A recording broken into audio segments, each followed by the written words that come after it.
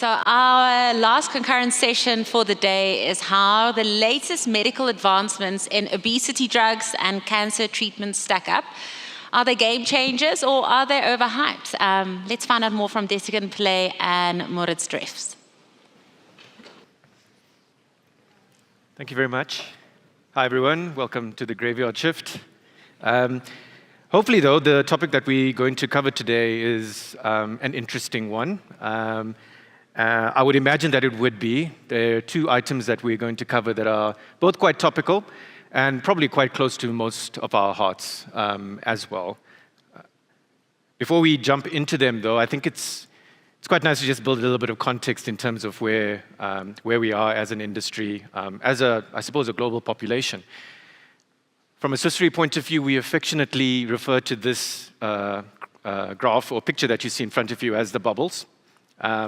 And essentially what we try to do in this picture is express the major medical improvements and societal changes that have driven mortality improvements over the course of any particular period of time. You can see in this particular picture that spans just over a century. Okay, so lots has happened over that particular period of time that has contributed towards people's lifespans extending at a global level. The size of the bubbles is our illustration of just how impactful each of those particular developments or advancements were in terms of improving mortality. And if we did have the time, I wish we did, but if we did have the time, we could go into each of those bubbles and spend a full hour talking about exactly what they represented at that particular period of time and how it actually impacted humanity. But we don't. We're going to talk about two things in particular, as I mentioned at the start. And elegantly, they fall into one of two categories that actually played on my mind as I reviewed this picture. Those two categories being advancements that hit quite suddenly, but need to be assessed rather quickly from an insurance point of view in terms of how it impacts going forward, and slow improvements on risk factors that have been with us from ages back, essentially, which is where the cancer topic actually comes in. So a little bit of context, but let's jump in. We're going to talk a little bit about metabolic health, something that a few of you in the audience, I suppose, have encountered before. We'll explain a little bit on exactly what that means, and obviously the weight loss drugs and how that's actually going to be impactful going forward.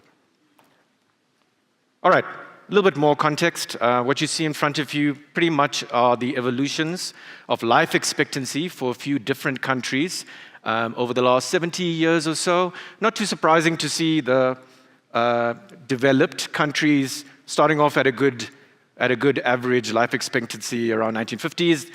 Good to see the trend upwards as well for all of those graphs. Also heartening, I'm using South Africa as a proxy for developing nations, also heartening to see that gap between developing and developed countries close over the course of that period. What we are seeing, it may not be super obvious though, visually, but if you look at the US graph, you can kind of see it, is yes, continuous improvement over the course of time, but a little bit of a flattening over the last 10 years or so. Essentially, what our research is showing us is for the last 30 years, roughly, the major impactor in terms of improving experience from a mortality point of view, and therefore life expectancy, was improvements in terms of CVD risk, cardiovascular disease risk. And what we're seeing is those improvements are plateauing a little bit. So the impact on life expectancy is slowing down. However, as we project forward, our hope is that it continues on an upward trajectory. What we're also seeing in populations, I think most of us can attest to that, is generally populations, because of a few different factors, sedentary lifestyles, more recently, our diet changing, so highly processed foods becoming a higher percentage of our diet, and a few other factors contributing towards populations increasing from a weight point of view, which is the topic we'll be talking about right now. We've put some stats up there just from an interest aspect. The US is actually quite bad. I'm just going to say that quite bluntly in terms of percentage of population that are overweight or obese. From a South Africa point of view, actually the percentage of our population overweight is quite limited or comparatively low. But when we look at the obese statistic, that is rather concerning. Over and above that, our research also shows that the cost of obesity is quite dramatic at an aggregated level around, my eyes aren't that good, around $2 trillion US, as a current estimate, expected to improve to around 3 billion, or increase rather to around 3 billion at a later point in time. Okay, so let's dive in a little bit. I think Moritz would like to chat to you a little bit about the actual drugs themselves and how they've evolved over time. So, Moritz. Thank you very much, Des. Again, no, you're not having a déjà vu. It's me again, indeed. So the question is, how did we get here? And as you can see in the first picture, yes, it is unhealthy lifestyle choices. And in some situations, we're not even aware of the fact that we're doing those unhealthy lifestyle choices. If you go into a South African supermarket right now, the percentage of packed products which contain ultra-processed food, especially ultra-processed sugars and short-chain fats, is 76%. So that's quite a number. We're not quite in the range of the USA, where it's 84% in a supermarket, but 76% is really high. And it's actually not the fats, it's the sugar that is the main driver for the diseases that we're talking about now. Because if you take in a sugar-rich meal, even if it's a savory one, and there's a lot of sugar inside, you will get a spike of blood sugar in your blood. And what happens afterwards, it will release, your body will have a signal for the pancreas to actually release insulin to get rid of that sugar. So afterwards, the sugar is gone because it was a sugary food, but the insulin is still there. And what happens afterwards is you get hungry again, and therefore you start eating again. And if it's again sugar, you have a lot of these blood sugar spikes throughout your day. And if you have that for a couple of years in a row, you will develop insulin resistance, which is the precursor for type 2 diabetes or metabolic disease, which might be obesity, which might be type 2 diabetes. And in the long run, this can actually lead to metabolic syndrome, which also includes hypertension and a link to over 30 different cancer types. So the good thing is that the risk is, in general, reversible if it is addressed and treated at a certain time point that is adequate. And of course, we must address the elephant in the room. One of those options might, of course, be GLP-1 agonists or weight loss drugs. And actually, physicians started to give medication already in the 1950s for people to lose weight. Back in the days, it was thyroid hormones that were given at a very high dosage with very considerable side effects, to be honest. And in the 90s, we would go for fat absorption inhibitors, like this orlistat that you can see in 99. But again, very considerable side effects. And it wasn't until 2014 that GLP-1 agonists actually came to the market with liraglutide. So what is GLP-1? GLP-1 stands for glucagon-like peptide 1. And it's actually an endogenic hormone that is released by the intestines if you eat something, especially if you eat something with carbohydrates. And the pharmaceutical industry said to themselves, why not use that function and amplify it by giving a drug that mimics that function at a very high dosage, basically. So this is what liraglutide did, and it was brought to the market for type 2 diabetes patients. And what physicians realized in the course of time is that people actually lost weight when they were using these drugs. So, as they are smart, the pharma industry said, well, let's kick up the dosage a bit further and amplify the dosages even more and more and more and make weight loss drugs out of it. And this is where we now have the two big players on the market, semaglutide and tirzepatide. And why are they so effective, these drugs? Semaglutide, you can see on top, also known as Ozempic or Wegovy, and tirzepatide, also known as Zepbound or Mounjaro. They are so effective because they tackle very different organs, almost any organ in your body, to a certain degree, to a certain level. But the most important functions actually are that they tackle your stomach because they decrease gastric motility. So therefore, your gastric emptying is slowed down. You only need to eat half a portion, a third a portion, and you will not be hungry for a longer course of time afterwards because the food takes longer to actually leave your stomach. And at the same point, it will also tackle your brain. It will actually increase your feeling of satiety and decrease your feeling of hunger.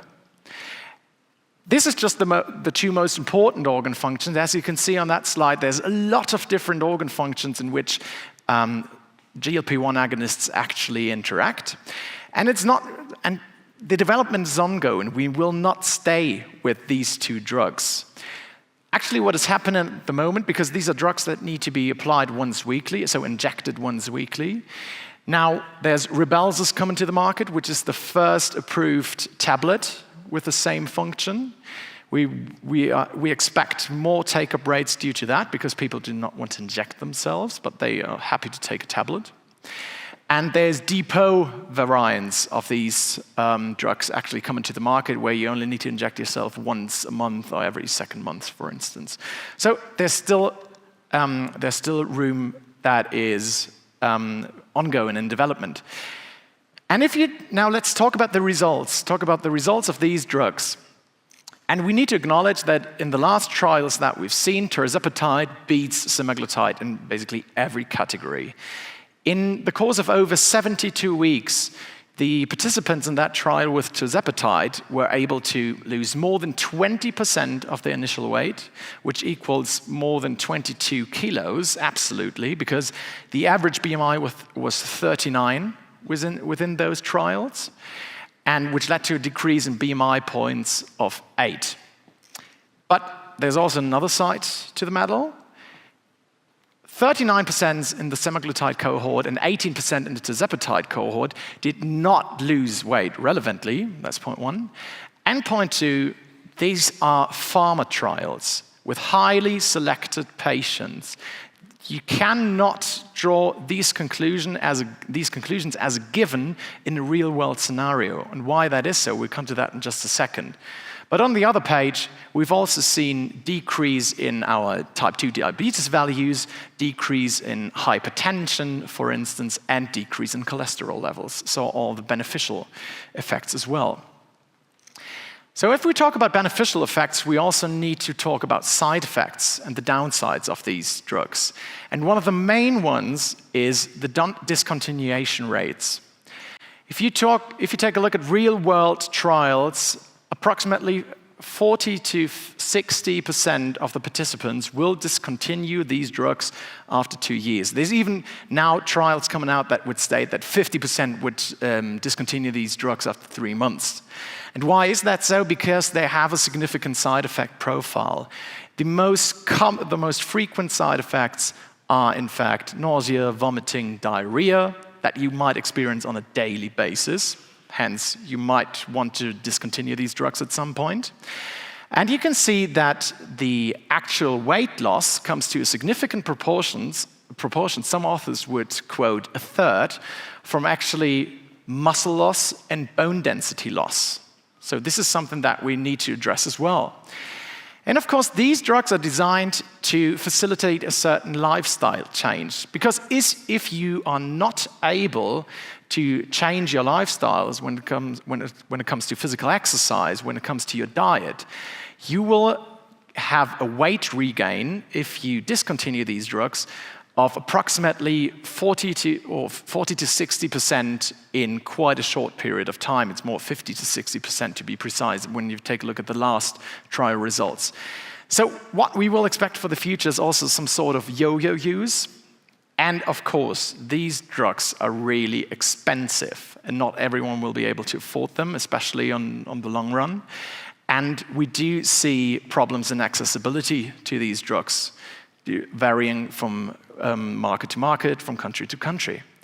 So if we talk about the obvious beneficial effects of these drugs, we also need to talk about that. In general, we believe that these weight loss drugs can be a lever to fix metabolic health in the long run. But that is only one component as we see it, because there's so much more to metabolic health as we as we at Swiss Re regard that to be an overarching term for different intervention, for different factors that have an implication for metabolic health. And Desigan will be talking through that in the next segment. Cool, thanks, Moritz. Yeah, it's a great lead up into chatting a little bit about what do all of these medical findings and developments actually mean from a life insurance point of view.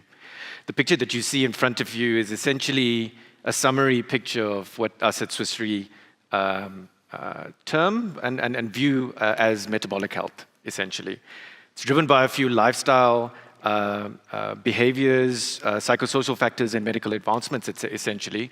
But it's an all-encompassing, I suppose, risk model of how we see insurance risk going forward. So each of those particular factors aggregate to a certain extent. We measure them naturally as a life insurance industry in terms of the metrics that you see on the left. From a weight point of view, obviously BMI being prime in that example. But essentially the messaging is in a discussion around risk at a life level, the topic of GLP-1 drugs and how it actually affects some of our metrics, not just BMI specifically, but all of them in aggregate is actually quite important.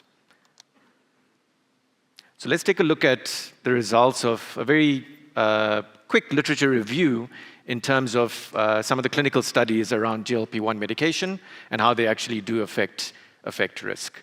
I suppose positive news at a high level is that the drugs, as Moritz mentioned a bit earlier, doesn't necessarily just affect one particular body system or body part, but has effects across the human body. And what we're seeing from some of these clinical studies is that at a final level, it actually is reducing risks across a variety of different risk categorizations. One study that had a cohort essentially of overweight non-diabetics found, as is summarized in the first 2 points there, that cohorts or sub-cohorts that were given GLP-1 medication versus bariatric surgery and also versus traditional insulin-related drug doses exhibited 19% reduction from an all-cause mortality point of view and a 20% lower risk of a major event from a cardiovascular disease point of view. Okay, so pretty positive for those particular systems. Yet another study also followed a group of kidney patients, essentially, and also showed rather positive impacts in terms of reduction in risk for chronic kidney disease in that particular cohort. I think that number is around 25 or 27% in terms of reduction in relative risk. A third study followed a group of overweight individuals and their results in terms of relative risk of cancer actually cropping up for a cohort that was given GLP-1 medication versus, I think, a cohort that was given metformin, if I'm not mistaken, in that particular study. It's a bit tough to summarize that in one particular number, but essentially they compared the relative risk across 13 different overweight-related cancers, and the results are quite stark. The cohort that basically were given the GLP-1 medication showed quite positive risk differentials compared to the control cohort. Then finally, from a neurodegeneration point of view, there are also analyses out there, published studies that show that there's positive potential impact towards Alzheimer's and Parkinson's incidences for patients that do take GLP-1 medication or weight loss medication of some description. Okay, so some of those numbers are quite large. We probably need to take them with a pinch of salt, obviously, because these are clinical studies. Their base cohorts are overweight or sick individuals as a start. So, what is a view of what GLP-1 medication can do at a population or even an insured level? This leads me to the results of a relatively recent study that we've done in our research and development area, which basically attempted to forecast the all-cause mortality impact of GLP-1 medication using US and UK populations as a start, over the course of multiple decades. Again, this is a forecasting model, so essentially I won't go into too much of detail here from a time point of view on what exactly the study model is, but essentially forecasting a batch of population from the US and the UK over that particular period of time in an attempt to quantify at a population level what impacts could actually be. The range of potential results here are quite notable, and all-cause mortality cumulative reduction of between 6.4% or 5.1% on an optimistic scenario level. There were 3 scenarios that were modeled, basically a baseline, middle of the road, an optimistic and a pessimistic one. So essentially, it's a starting attempt to actually give us some sort of impression over the medium to long term of what the impact of these drugs could actually be. And I'm sure you'll acknowledge that these are quite meaningful numbers that do present themselves. We will actually share the QR code for this study right at the end when we're taking questions. So if you are interested in delving into it in a bit more detail, you're very welcome to do so. Okay, quickly to summarize our view in terms of GLP-1 drug impact in a life insurance context, let's start off with a view across benefit types. Now, quite a lot of the numbers that we showed you in terms of the actual studies that were performed were quite positive in terms of impact from a mortality point of view. I think we can expect with a good degree of confidence that these drugs will have positive impacts in terms of mortality risk going forward at least. And obviously from a death benefit point of view, that's quite positive. Obesity was linked to up to 30 types of cancers, heart attacks, strokes, so this extends further than mortality risk specifically. From a critical illness point of view, there is an expectation that weight loss drugs will have a positive impact in terms of incidence of certain types of critical illnesses. In disability and income protection, it's almost a case of 2 sides of the story to a certain extent. Obesity is linked to a fair degree of claim types from an income disability point of view, which is positive. But to the extent that it has a positive impact in terms of mortality risk, we also need to analyze what's going to happen on the length of potential disability income claims, should they actually incept. There's positives in terms of the general population as well, increased workplace engagement and productivity to the extent that obesity-related causes of lack of work, etc., are being addressed.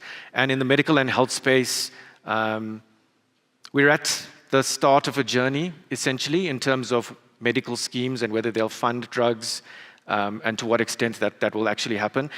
It's interesting to see that in the UK, actually, one health insurer has taken that proactive step of actually offering GLP-1 medication in an attempt or in a hope, potentially, of managing enforced risk. So we're at the starting stages from that point of view. It's important, that second last point at the bottom right, it's important for us to also acknowledge that Dr. Moritz mentioned it a bit earlier, keeping up with that medication and not dropping off is quite important in terms of its efficacy.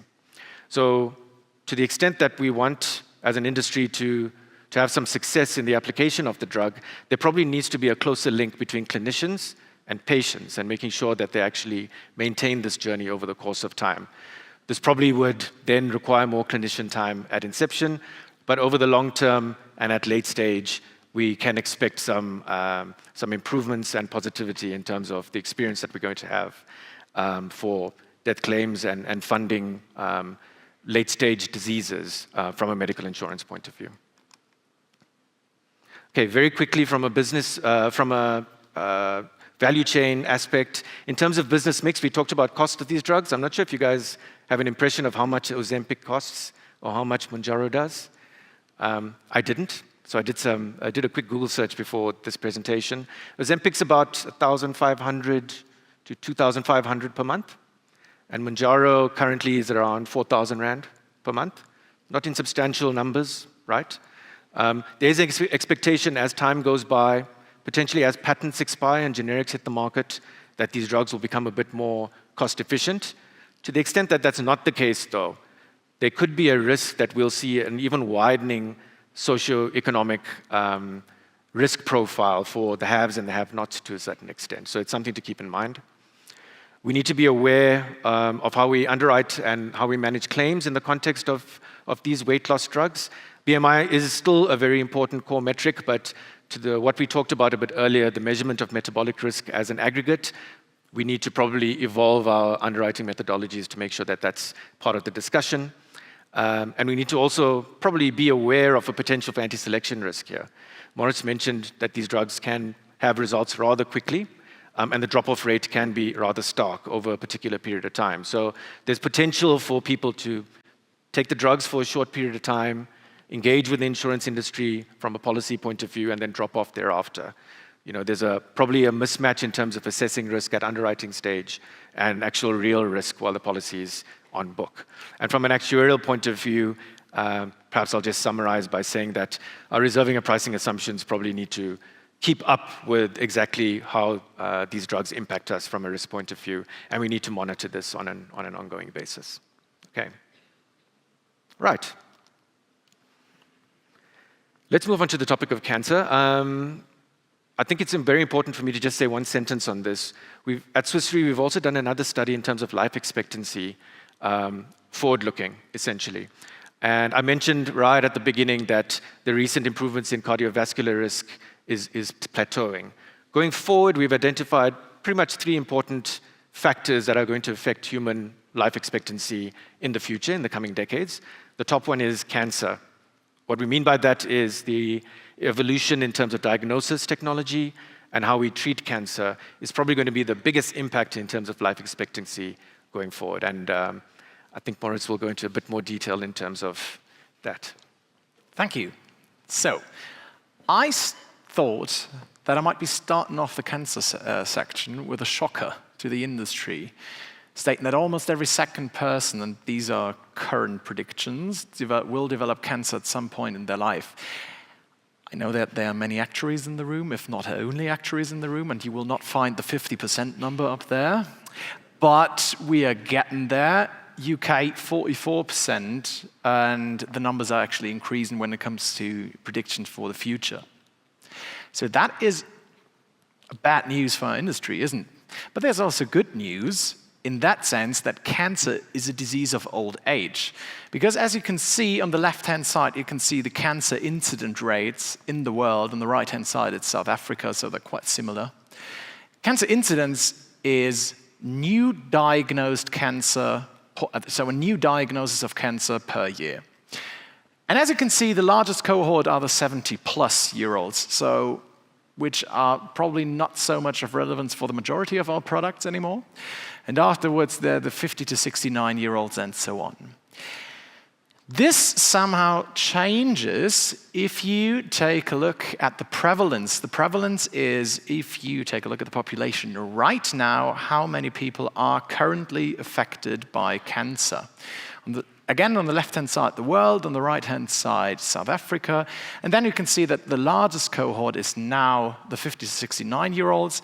I do think that's quite clear because if you develop cancer at old age, you might eventually die at some point, being it from the cancer, being it from another cause. Whereas if you're younger, you will undergo very invasive treatment that will potentially enable you to live longer, respectively. And as you can see, the incidences and prevalence is actually increasing over time since 1990, as we've seen here. And with that, we're directly in the section of epidemiology of cancer, in which I would like to show you which are actually the most common types of cancer in the world. This is US-American data, but it's also applicable for the rest of the world.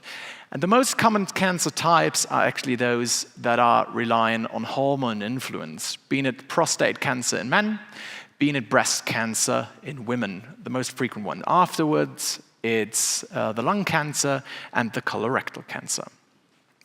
And again, I would like to show you a map of the world in which you can see that, again, cancer incidence rates are somewhat different depending on where you are in the world and in which healthcare system you're basically situated. And again, it's the socio-demographic index that might be a driver and is the main driver to diagnose a cancer. If you are, again, in a very wealthy healthcare system, you will have better access to healthcare and you will have better screening regimens, for instance, to actually detect those cancers. And therefore, the incidence rates of those cancers increase over time. These are the incidences, and again, you can see that the absolute numbers are increasing. Let's take a look at the top chart. Just take a look at the columns. These are number of incidences, so new cases of cancer per year for men and women. And as you can see, it's increasing over time. But that's only half the truth, because the overall population of the world was also increasing during that period of time. So if you now take a look at these lines that are drawn, you can see this is the age-standardized incidence rate. Then you can see that this is actually quite stable from an incidence point of view over the last couple of years as compared to the absolute numbers. And if you now take a look at the bottom graph, where it's the cancer mortality, so the absolute number of cancer deaths, again, men and women as columns, as absolute cancer deaths, again increasing, but as compared to the age-standardized rate and the overall increase in population worldwide, the actual mortality of cancer is actually decreasing now. So that means if you are now diagnosed with a cancer, the probability to survive that cancer is a lot higher than 20 or 30 years ago. So why are incidence rates increasing or have increased over the last couple of years and decades? It's mainly because of screening regimens. So, and why is screening so important? What we used to do back in the days is we would wait for a cancer to become symptomatic. So then we would go to a physician and tell him, I've got that and these and that symptoms. And then he or she would diagnose that cancer at a certain stage that might be already too late to actually cure that cancer, or that would require very invasive treatments that might be quite debilitating for the patient to potentially cure that disease. So what does screening do? We try to catch the disease with screening at a time point where the disease is still asymptomatic, yet detectable by the means that we have at hand. And therefore, we achieve a downstaging of the cancer, which will, at the end of the day, lead to increased survival, less recurrence, less disability, because we do not need to potentially apply these invasive treatments that we would need to do in higher stages, and of course an improved quality of life. At the same page, we could also be talking about critical illness payouts. The better our investigations get and our screening regimens get, the more cancers we will actually detect at a time and at a stage that potentially our critical illness products have not been priced for. So this is something that we need to keep in mind as well. And what about liquid biopsies? There are more and more advances on the market, like liquid biopsies. You would just detect some fragments of a cancer DNA within your blood. But the cancer is not symptomatic and not detectable by classical investigation methods. So would you actually believe that this patient actually has cancer? And this is highly disputed even amongst experts, and therefore we would right now not accept that as a diagnostic mean. So what comes next? We could be taking a look into the future that's rather gloomy, because if we take a look at popular media, there are reports of more and more testimonials, and we kind of have the impression that it is increasing each year, of young patients actually being affected by cancer, with very, very prominent examples. So, as mentioned, cancer is an age-related disease, and that is the case because the largest cohort are the 70-plus-year-old. But we must not forget that there's a proportion of cancer patients that are under the age of 50 or 55, depending on the country that you live in when it comes to the definition, which would be defined as early-onset cancer. And early-onset cancer has also developed over the last couple of years and decades, and there's different proportions that it will actually account for the overall cancer patient cohort. We could say that globally, it's approximately 8% of the male and 15% of the female patients cancer patients that actually have early onset cancer before the age of 50. Female because breast cancer is also one of those diseases that might occur at young age. Globally, the incidence of early onset cancer has actually increased between 1990 and 2019 by 79%. And the early onset cancer deaths have also increased by 28%. And there's projections that indicate that by 2030, these numbers will increase by another 31% for the incidence and another 21% for the mortality. There are two different hypotheses for that. One, we have a genuine increase in additional risk due to diet, due to physical inactivity, due to tobacco use, alcohol use, due to genetic reasons.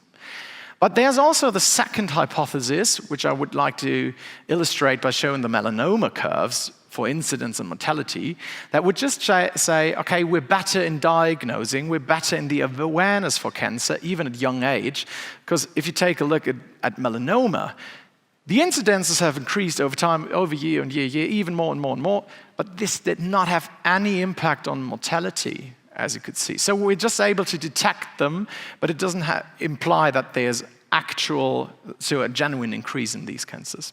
So these are the two hypotheses. But we could also take a look into the future that's rather bright, because medicine has come quite a long way with their therapeutic advancements, not only investigative advancements, but also therapeutic advancements. If we want to treat the cancer now, and I want to apologize up front, we're going to dash through very technical slides now, but don't worry, I'll guide you through that. Nowadays, we'd be talking about, if we talk about cancer therapy, we'd be talking about a very personalized approach and precision oncology. So if someone has a cancer, we would take a look at that cancer, because if you just take colorectal cancer, not every colorectal cancer is the same. There are different components to it, tumor mutations, different proteins that can be detected on the outside of the cancer cells. And these are the ones that we actually take a look at and then can select a very, very individualized treatment that is applicable for that very patient, as opposed to the one-size-fits-all poison that we know as chemotherapy. One of them would be checkpoint inhibition. Checkpoint inhibition, you might come across that term. There are some cancers, like melanoma, that are able to mimic being a normal cell so that your own immune system, and therefore the T cells, are not able to detect this cell as a cancer cell because it has this additional receptor to it. And if you're now able to block that receptor by checkpoint inhibition, your own immune system will be able again to detect the cancer cell as a cancer cell and then destroy it.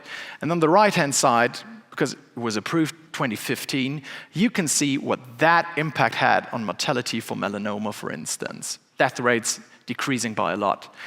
The other one is CAR T-cell therapy that we see in leukemia and lymphoma treatment.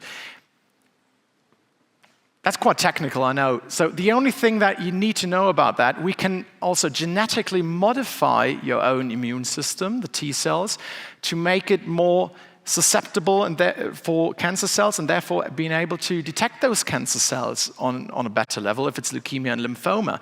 And on the right-hand side, you can also see what kind of survival improvements that has brought us in lymphoma patients. And the last thing, I do think during COVID, we've all become experts in mRNA vaccines, haven't we? And the same thing is applicable for cancer as well. If you've removed a cancer, you take a look at the cancer, you take a look at the cancer DNA, and you can develop a cancer vaccine, an mRNA vaccine against some of those cancer DNAs, and then apply it to prevent recurrence to happen. And again, on the right-hand side, you can see that this is effective in some cancers, in this case, melanoma. So as you can see, medical advancements have come quite a long way and have actually improved survival, have improved mortality outcomes. So I've been talking about mortality the whole time, but I think we're quite aware that our industry has way more to offer than just mortality cover. So is it all just about mortality? And I would like to ask that question directly to Desigan. So, no, it's not all about mortality. Oh, thank you. Thanks for your attention. Thank you for attending. So just a few more slides. We just want to bring this home once again. I'll talk a little bit about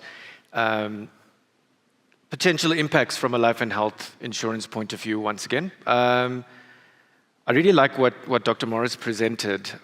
It can be a bit technical, seeing as I'm not a medical professional the first time you engage with it, but having engaged with it a few more times, I almost would like to summarize it as improvements potentially from a screening point of view and what impact that could have on us, and a variety of very exciting developments in terms of treatment of cancer on an ongoing basis.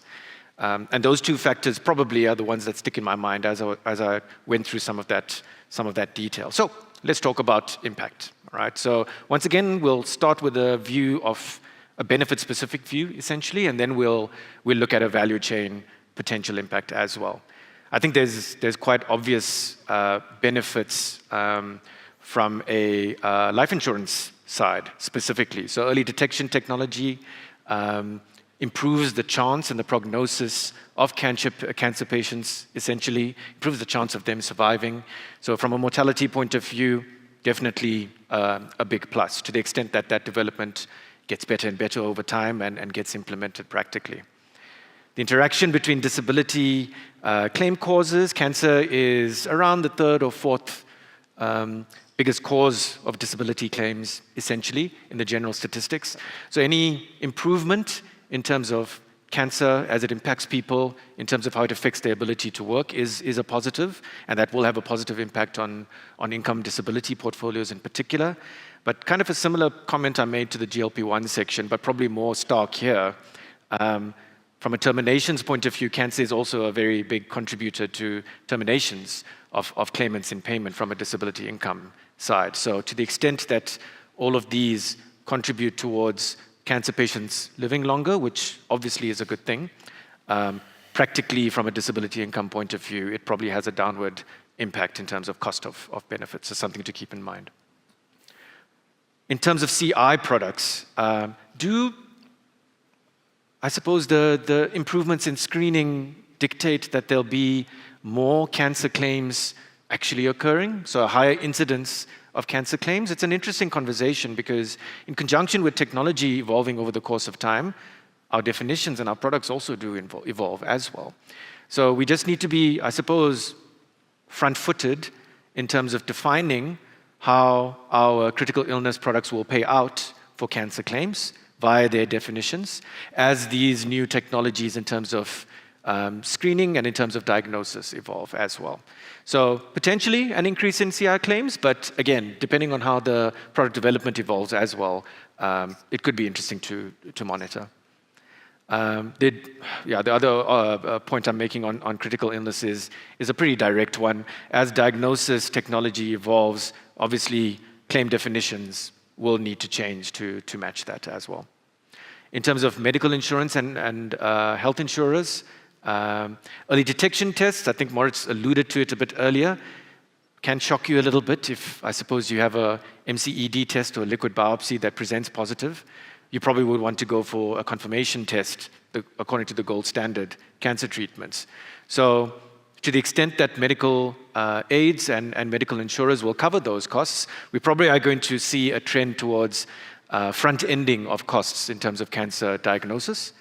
But again, there will be a long-term positive to the industry at large, essentially, in terms of a reduction from a cost management point of view for late-stage cancer claims. So again, a little bit of a balancing act in that space. Underwriting and claims, we'll just need to make sure with those changes in definitions that we talked about previously, claims practices will need to evolve as those diagnoses and definitions of products evolve as well. And again, that anti-selection topic pops up in this context as well. To the extent that the general population will have access, especially in the early days, will have access to early diagnosis technologies, those liquid biopsies and MCEDs that we alluded to a bit earlier, there's a potential anti-selection risk, right? Those who go and take those tests in their private capacities potentially get a positive or negative result. And depending on those results, we'll engage with the insurance industry. We just need to be aware of that and monitor the impact. And again, as this cancer journey and development goes on over the course of time, we just need to be sure as an actuarial community that our assumptions in terms of incidence, in terms of stage shifts between stage 1, 2, 3, and 4, and survival probabilities along all of those are up to date and keeping track of the data that actually does present themselves. A pretty stark option that could present itself is, will critical illness products, given that cancer is the largest proportion of claim type for critical illness products, will critical illness products present issues in terms of sustainability as cancer develops over the course of time, especially potential more claims as they're diagnosed earlier and earlier. Maybe that'll dictate that we need to take a look at new product designs in the critical illness space, evolve the product with cancer treatment and diagnosis methodologies. So there's a variety of levers that we can pull in a product development point of view, but something for us to consider. Okay, so we've just talked about 2 potential impact factors from a mortality point of view, and there are a variety of them that could actually hit our industry and impact them in different particular manners. We started off with bubbles, so let's end with bubbles as well. So here's our bubble graph, looking forward rather than looking back. A few things on this graph really are really fascinating in terms of what they could mean to us as a global population and as a life and health insurance industry as well. But yeah, it was our pleasure to chat about 2 of the more topical ones and ones that we believe will have most impact. To the extent that this is interesting to you, I'll refer you once again to our study on life expectancy. It's talked about to a certain extent. Dr. Moritz and I thank you for your time, and I think we'll take a few questions.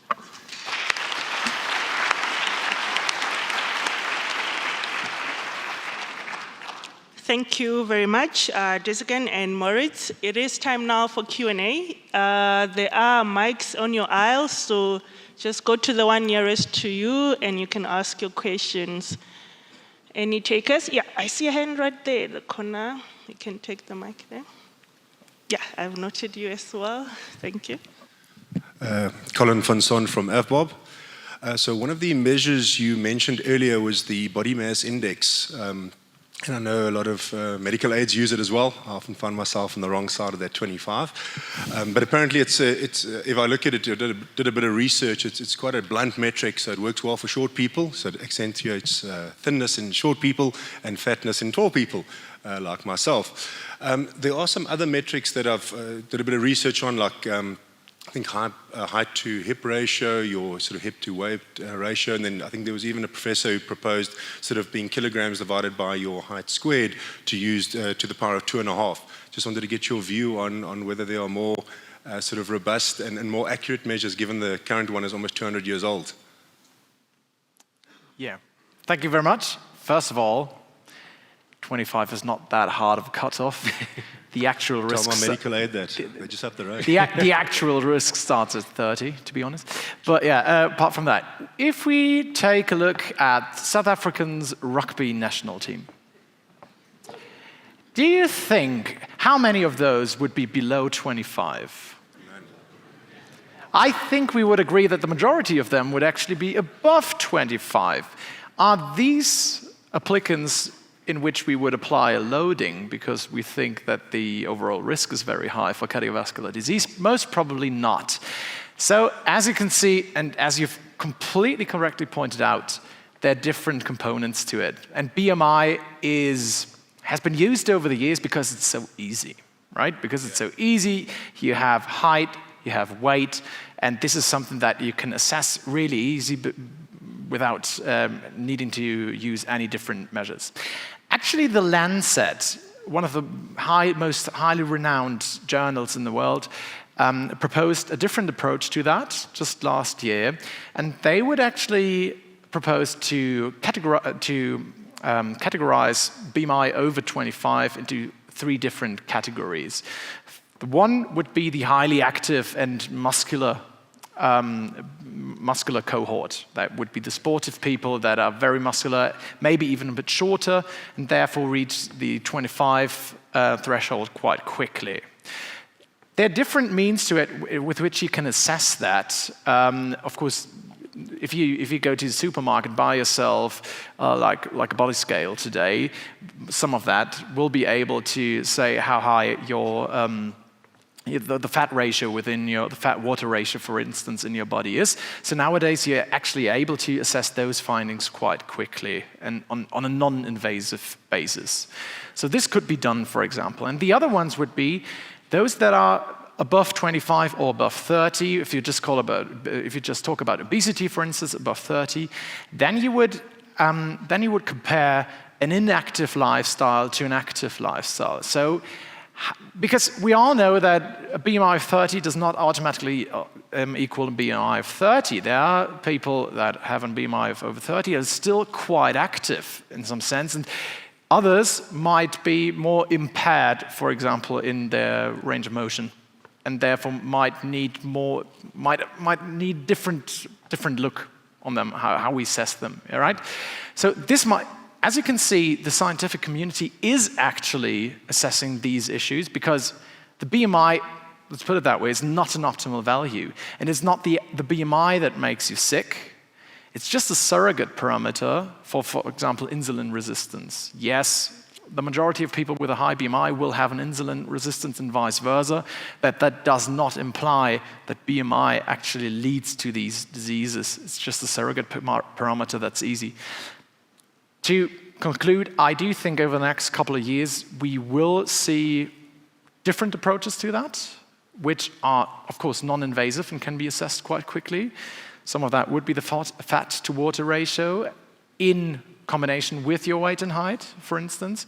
And I do think there's approaches to that on the market that are not too far off from becoming reality. Yeah, I think inertia is also something to consider there, right? Dr. Morris expressed quite nicely what can happen in the future, potentially, given the new devices, et cetera, that we have. But does any of the additional metrics actually add a degree of additional information compared to the easily understandable measure of BNI? And yeah, I don't think we've reached that inertia point right now, maybe in the near future. Yeah. Excellent. Thank you very much. Thank you. Thanks. Are you now satisfied with your BMI? We'll move to the lady on the right. Over to you. Thank you so much. I feel like I was in a final year medical lecture for parts of that conversation. Sorry for that. No, it was actually good. I think I might just need to go speak to our chief medical officer. But what I wanted to, I actually had quite a number of questions, and as you guys kept speaking, you answered some of them partly. But I think I'll just ask maybe 2 questions or 1, depending on time. 1, okay.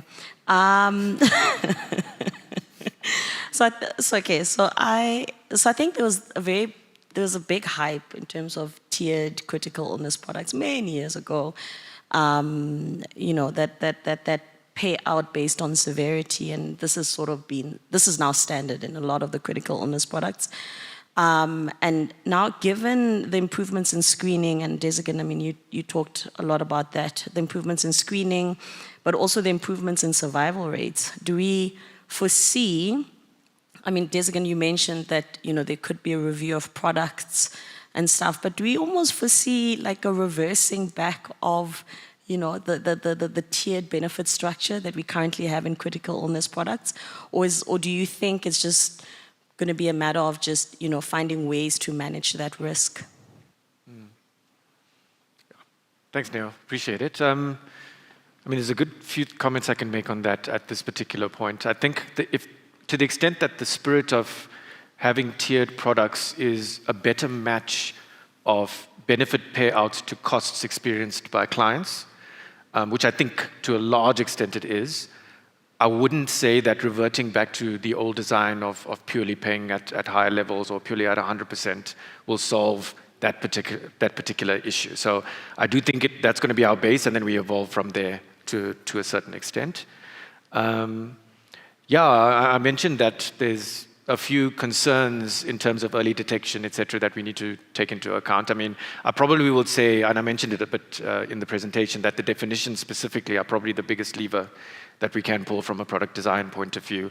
I think when we analyzed our experience in China specifically, what we realized in recent years when we took a look at why experience was actually tapering off into a bad section was a particular cancer type in that region, thyroid cancer, was spiking quite dramatically. And products in those particular regions paid out high percentages compared to the cost of what thyroid cancer actually would demand of a client at that particular point. So there's a combination of early detection, spiking the incidence, but also a little bit of anti-selection in terms of people potentially realizing that, hey, I can get a big payout if I go for this test and am positive. So the resolution from a product design point of view, there were a few levers pulled in terms of resolving that, but the resolution from a product design point of view was to adjust the definition, to pay out a smaller amount to a certain extent. I'm not going to say that there was the silver bullet that solved the issue. I think there's also a little bit of an S-curve that happens in terms of early diagnosis technology. So, I mean, it did plateau a little bit, probably. So, combination of those two helped address that issue. But yeah, to your question about design, I think tiered benefits probably are, the spirit of them are correct in my view, and they're probably here to stay. And any development is going to work off that base. Yeah. Cool, thank you very much. Maybe just the last one, last question.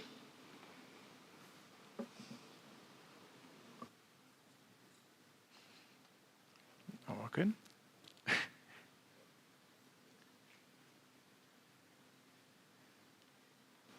Can someone help him out there with the mic? Perhaps is this mic active, perhaps? Oh, Yeah, run this side if you can. I can give you one of those as well. Would be Why don't you come up on stage RX3. and ask a question? RX3. That doesn't work. I'm sorry. We did our best. Hello. Yeah, now it's working. Thank you for the presentation. I think earlier this year it was in the news that I think Eli Lilly increased the cost of those GLP-1 medications by 2 or 3x in Europe. And obviously cost is the main factor for administering these drugs. So my question is, in the current environment, in the absence of generics and the current lock-in, how subject are users of these drugs to the pricing power of these one or two big firms that hold the intel to it?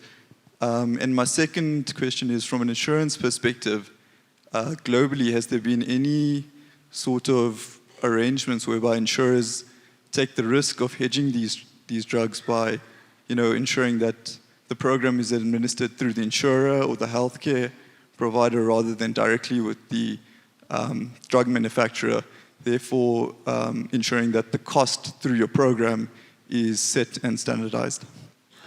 Okay. Thanks, briefly. Yeah, very. Okay, I'll keep it short.